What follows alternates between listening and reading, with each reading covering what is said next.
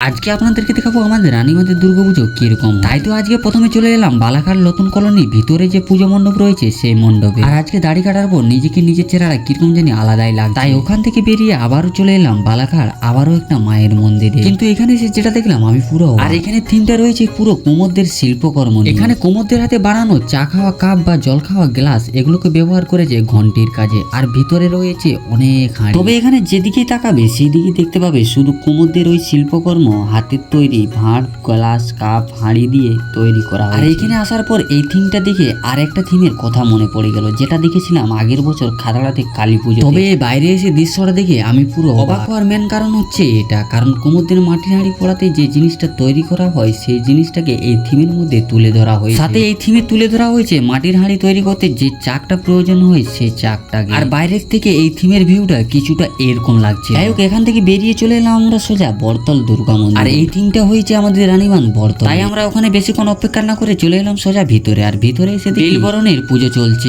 মা নাকি এই মহাষষ্ঠীতে বেল তলব দিয়ে আসে। তবে জানি না এ কথাটা কতটা সত্যি, যদি ভুল কিছু বলে থাকি ক্ষমা করে দেবে। তারপরে চলে এলাম আমাদের রানীবান কালীতলা। তাই বাইরে কিছুক্ষণ ঘোরাঘুরি করে চলে এলাম ভিতরে। আর ভিতরে এসে দেখি এই পুজো মণ্ডপ এখনো উদ্বোধন হয়নি, ফিতে দিয়ে টানা আছে। আর আমাদের রানীবান কালীতলার এই পুজো মণ্ডপটা আজকেই উদ্বোধন হবে। তাই ভিতরে বেশি ঘোরাঘুরি না করে চলে এলাম আবারও বাইরে। এবার আপনারা হয়তো বলতে পারেন যে আপনি পুজো মণ্ডপ দেখালেন কিন্তু মায়ের ব্যাপারে কিছু বললেন না, সেটার জন্য আমি আলাদা একটা ভিডিও নিয়ে আসবো। কিন্তু আজকের এই ভিডিওটা শুধু পুজো মণ্ডপ থিমের ব্যাপারে।